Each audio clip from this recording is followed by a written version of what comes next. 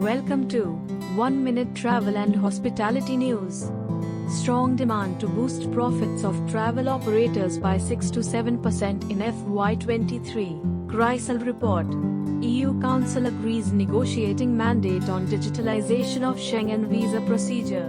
IRCTC to run first tourism special Bharat Gaurav train from Kolkata on May 20th. Indian authorities arrest travel agent accused of duping students facing removal from Canada.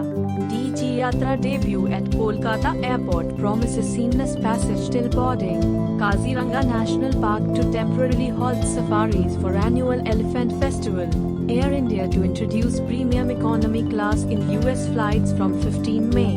Indore now connected to 24 cities including Sharjah, Dubai, Jyotiraditya M. Sindhya.